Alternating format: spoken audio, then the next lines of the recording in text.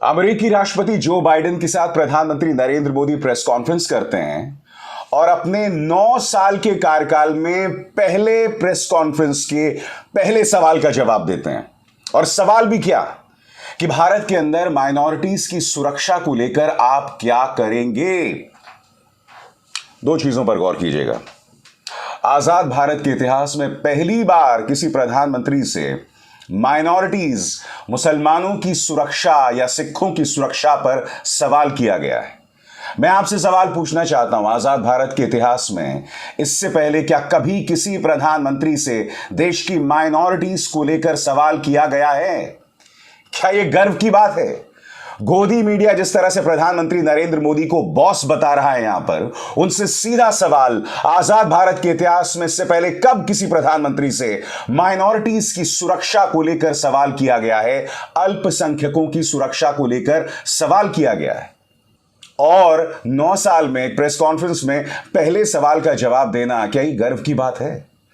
9 साल में पहला प्रेस कॉन्फ्रेंस, और उनमें भी सवाल ऐसे जो सवाल पहले से लिख के दे दिए जा चुके हैं कि हम आपसे ये सवाल पूछने वाले हैं। क्या ये गर्व की बात है? और यही नहीं दोस्तों, अमेरिका के पूर्व राष्ट्रपति बराक ओबामा ने क्रिश्चियन एमानपोर सीएनएन को दिए गए इंटरव्यू में कहा कि अगर मैं प्रधानमंत्री से मिलता तो मैं प्रधानमंत्री से जरूर कहता कि भारत के अंदर मुसलमानों की सुरक्षा को लेकर वाजिब कदम उठाएं। यहां पर बराक ओबामा ये बात कहते हैं और उधर भारत में पूरी गोदी मीडिया लग जाती है साजिश के और टूल किट के साथ। वो तमाम बातें मैं आपको सुनाऊंगा, मगर सबसे पहले जब प्रधानमंत्री नरेंद्र मोदी से पूछा गया तो प्रधानमंत्री ने बहुत उम्दा बात कही। प्रधानमंत्री ने कहा कि लोकतंत्र हमारे डीएनए में है, हमारे देश में सबका साथ सबका विकास होता है। सुनिए प्रधानमंत्री ने सवाल के जवाब में क्या कहा आपकी स्क्रीन्स पर। World leaders have made commitments to protecting democracy.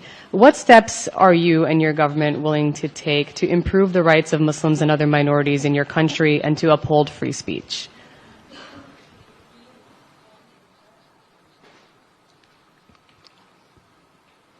मुझे आश्चर्य हो रहा है कि आप कह रहे हैं कि लोग कहते हैं नहीं, भारत डेमोक्रेसी है।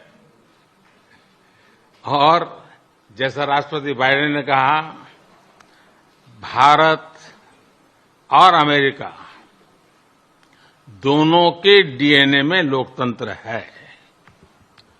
लोकतंत्र हमारा स्पिरिट है, लोकतंत्र हमारी रगों में है, लोकतंत्र को हम जीते हैं और हमारे पूर्वजों ने उसको शब्दों में ढाला है संविधान के रूप में। और हमारी सरकार लोकतंत्र के मूलभूत मूल्यों को आधार लेकर के बने हुए संविधान के आधार पर चलती है। और हमारा संविधान और हमारी सरकार, और हमने सिद्ध किया है डेमोक्रेसी कैन डिलीवर। और जब मैं डिलीवर कहता हूं तब कास्ट, क्रीड, रिलीजन, जेंडर, किसी भी भेदभाव को वहां जगह नहीं होती है। और जब हम लोकतंत्र की बात करते हैं तब अगर ह्यूमन वैल्यूज नहीं है, ह्यूमैनिटी नहीं है, ह्यूमन राइट्स नहीं है, फिर तो वो डेमोक्रेसी है ही नहीं। मैं प्रधानमंत्री से बात समझना चाहता हूं। कितनी खूबसूरत बात आपने कही। अमेरिका के अंदर आप अमेरिकी संसद में भी गए, वहां पर आपने संबोधन किया, वहां आपके साथ सेल्फी खिंचवाई जा रही थी, आपका ऑटोग्राफ लिया जा रहा था। जाहिर सी बात है, जो लोग आपसे सेल्फी खिंचवा रहे थे वो आपके भक्त नहीं थे, वो अमेरिका की राजनेता थे जिन्हें अमेरिका में बसे आपके जो फैंस हैं या आपके भक्त हैं उनके वोट्स चाहिए। ये तमाम मंजर मैंने देखे। मैं प्रधानमंत्री से एक सवाल पूछना चाहता हूं। प्रधानमंत्री, एक बात बताइए, जो बातें आप अपनी चुनावी रैलीज में भारत में कहते हैं, मसलन आपने गुजरात के चुनावों में न जाने कितनी बार एक समुदाय को आतंकवाद से जोड़ दिया।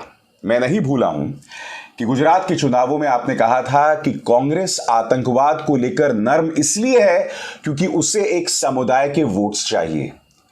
यानी कि कहीं ना कहीं आपने पूरे मुस्लिम समुदाय को आतंकवाद के साथ जोड़ दिया।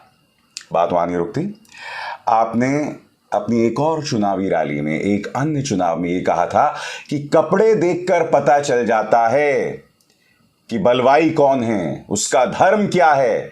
यह बात आपने कही थी एक चुनावी रैली में। उत्तर प्रदेश की चुनावी रैली में साल 2016 में आपने क्या कहा था, याद है आपको? शमशान कब्रिस्तान की बहस आपने छेड़ दी थी। ये जो तमाम बातें आप भारत के अंदर कह रहे थे, मैं आपको चुनौती देता हूं, यही बातें आप अमेरिका में दोहरा सकते हैं? बताइए बताइए, दोहरा सकते हैं? नहीं दोहरा सकते। इसका अर्थ क्या हुआ? इसका अर्थ यह हुआ कि आप जो भारत की चुनावी रैलीज में वहां पर वोट हासिल करने के लिए बोलते हैं, वो गलत है। आप जानते हैं कि जो चीज भारत में गलत है वो अमेरिका में सही कैसे हो सकती है? बताइए। आप भारत के अंदर जहरीले चुनावी भाषण देते हैं और फिर अमेरिका में आकर आप बड़ी बड़ी बातें करते हैं। मैं आपसे पूछना चाहता हूं, वही बात आप अमेरिका पे क्यों नहीं दोहराते? बताइए।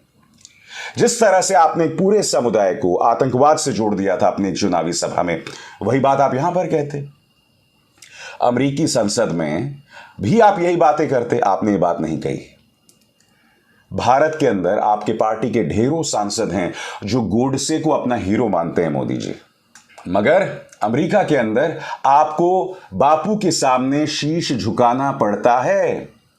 इसके मायने समझते हैं आप कि भारत के अंदर आप गोडसे को जितना बड़ा हीरो बना लें, भारत के अंदर आप श्यामा प्रसाद मुखर्जी, सावरकर, इन तमाम लोगों को जितना बड़ा हीरो बना लें, मगर विदेशी जमीन पर लोग आपकी इज्जत तभी करेंगे जब आप महात्मा गांधी के सामने सिर झुकाएंगे।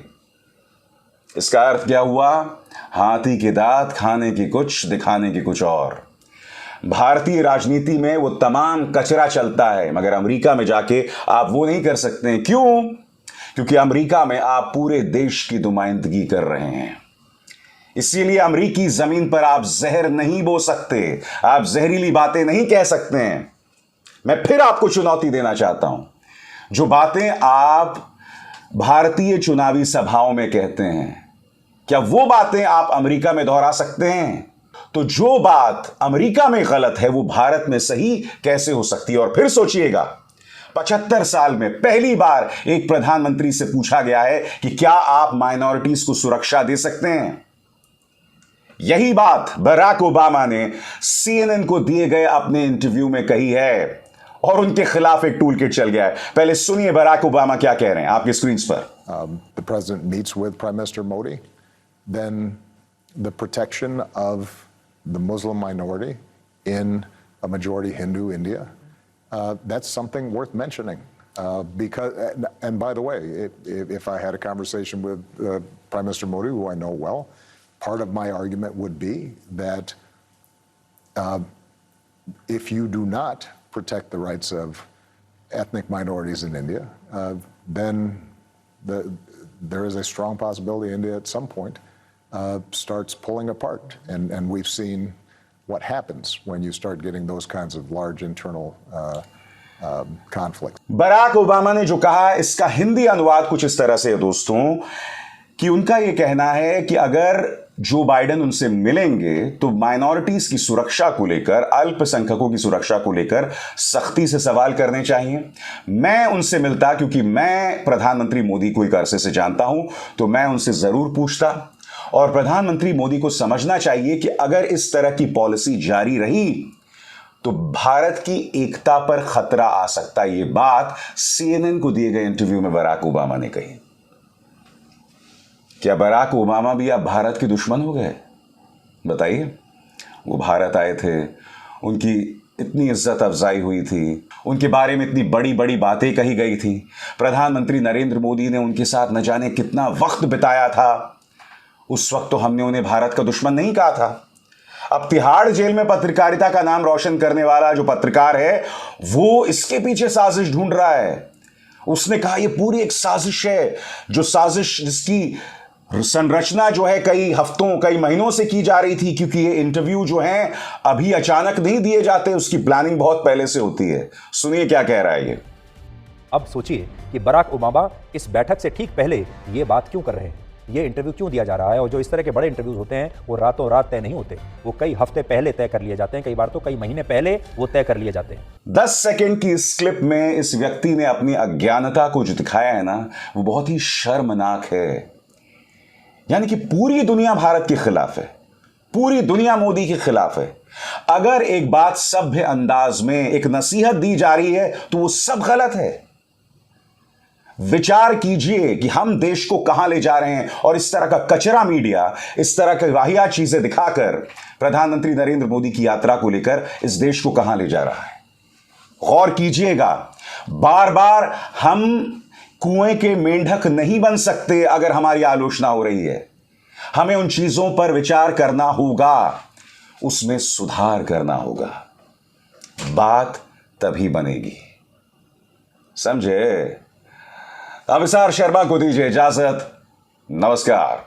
स्वतंत्र और आजाद पत्रकारिता का समर्थन कीजिए, सच में मेरा साथी बनिए। बहुत आसान है दोस्तों, इस ज्वाइन बटन को दबाइए और आपके सामने आएंगे ये 3 विकल्प, इनमें से एक चुनिए और सच के इस सफर में मेरा साथी बनिए।